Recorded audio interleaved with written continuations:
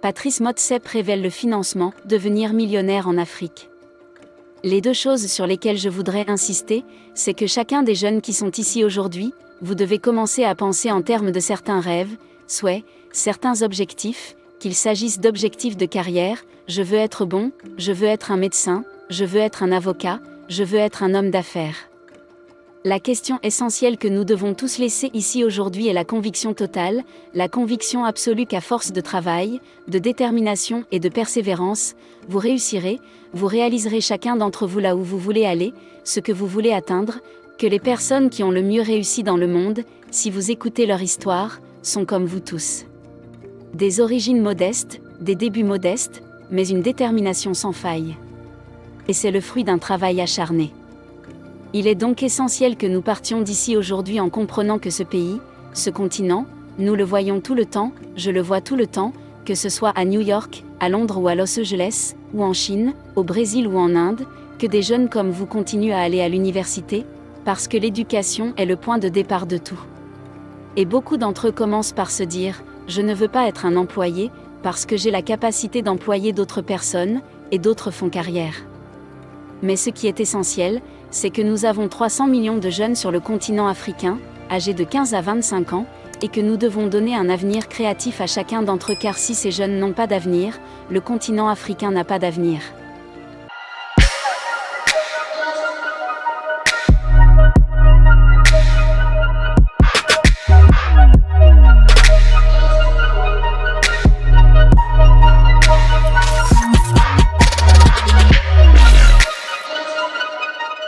Mon grand-père était un intrapreneur, il possédait un magasin, une entreprise dans une zone rurale où, aujourd'hui encore, il n'y a pas d'eau courante. Mon père était un entrepreneur, il avait l'habitude de nous réveiller à 5 heures du matin, nous allions au marché de Pretoria, où nous avions également un magasin de fruits, et nous achetions des fruits et des légumes. J'allais au métro et plus tard au Makro. Nous allions dans tous ces magasins pour acheter des biens et des services. J'ai donc grandi dans une famille d'entrepreneurs.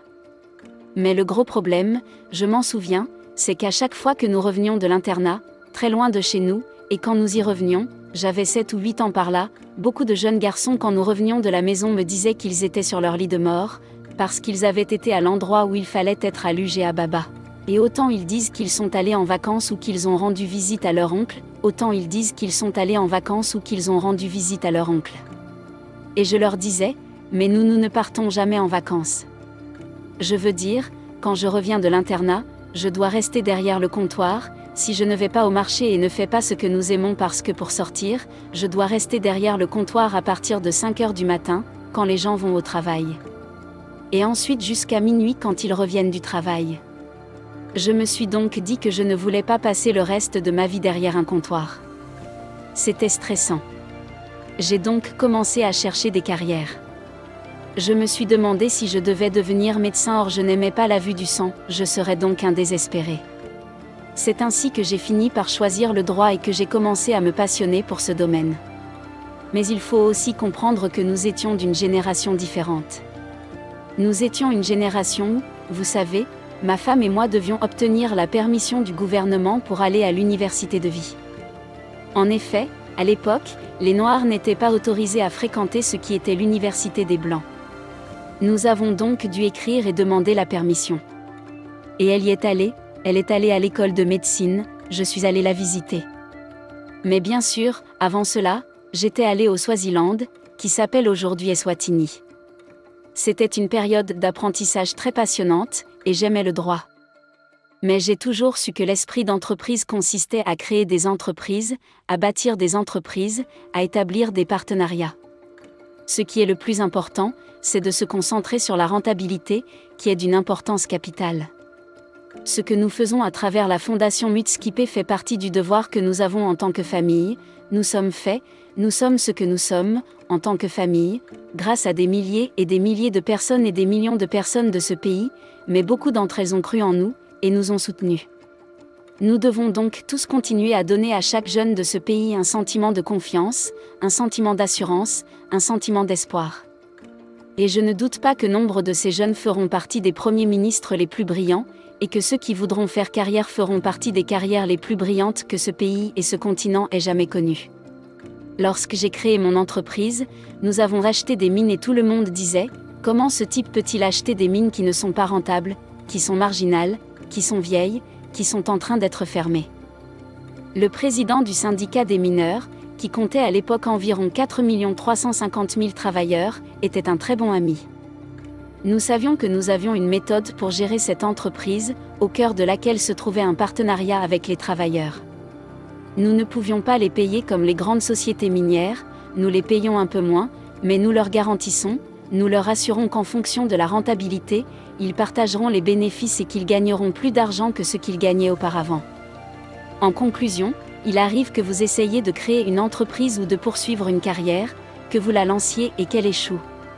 Ou non seulement cela échoue, mais de nombreuses personnes autour de vous et des personnes qui s'occupent de vous vous disent que cette chose est en train de disparaître et que vous ne devriez pas faire cela parce que d'autres ont essayé et n'ont pas réussi. Mon message est le suivant, continuez à regarder, persévérer, parce que le monde est plein de gens qui ont réussi de manière exceptionnelle et qui, malgré les problèmes, les difficultés et les échecs, ont continué à travailler et ont réussi au fil du temps. Je suis donc absolument convaincu qu'il faut garder l'espoir et être optimiste. Restez positif, croyez en vous. Croyez en la capacité et le potentiel de réussite de ce que vous poursuivez. Il faut passer de la réflexion, de la planification et de la préparation au démarrage, à la mise en œuvre et à la concrétisation. Et ne vous découragez pas si vous échouez. J'ai connu tellement d'échecs dans ma vie. J'ai fait tellement d'erreurs. Et je prie toujours pour ne pas refaire la même erreur. Parce qu'il faut espérer que lorsqu'on commet une erreur, on veut en tirer des leçons. Je sais que je vais faire beaucoup d'autres erreurs à l'avenir, mais cela ne doit jamais vous décourager, n'est-ce pas ? Vous devez avoir confiance en vous et ouvrir ce restaurant, cette application standard, cette épicerie, cette entreprise agricole et vous lancer.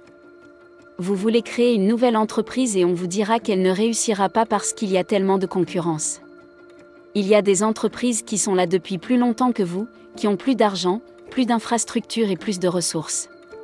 Mais, si vous regardez les entrepreneurs qui réussissent le mieux, mais aussi les professionnels qui réussissent le mieux, qu'il s'agisse de médecins, d'avocats, de scientifiques, d'ingénieurs, d'enseignants ou d'infirmières, le point commun est la détermination à travailler dur, à faire des sacrifices et à poursuivre la réalisation de leurs rêves.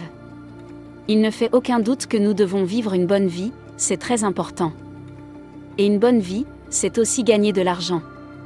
Et la clé pour bien travailler et gagner de l'argent, quand on est jeune, commence par l'éducation, n'est-ce pas ? Vous savez, je me souviens que lorsque j'étais étudiant, pendant l'année où tout le monde étudiait, il m'arrivait d'aller à des fêtes, ce qui n'était pas très malin, parce qu'on devrait étudier. Et quand l'examen arrive, quelques mois avant, quand ceux qui ont travaillé dorment dehors, je suis debout toute la nuit, parce que je dois rattraper mon retard. L'essentiel est donc que chacun d'entre nous ici présents, chacun de nos jeunes, la chose la plus importante pour l'instant, et là où vous en êtes, c'est de recevoir une éducation et d'étudier, et d'être heureux dans ce que vous faites. Il y en a beaucoup, je vais vous donner un exemple. Il y a un professeur qui a commencé avec moi à l'université, une perte d'intégrité, une bonne personne, très loyale et travailleuse. 5 ans après mes débuts, dans le secteur des minéraux arc-en-ciel africains, je suis allé le voir et je lui ai demandé combien il gagnait. Il m'a répondu, je gagne 5-7 000 $ par mois. Je lui ai demandé comment il se débrouillait avec ces 7 000 $. Il m'a répondu qu'il aimerait avoir plus d'argent, et en fait j'ai dit, je vous paierai 20 000 $ par mois. Venez travailler avec moi. Je vais vous dire ce qui est encore plus important.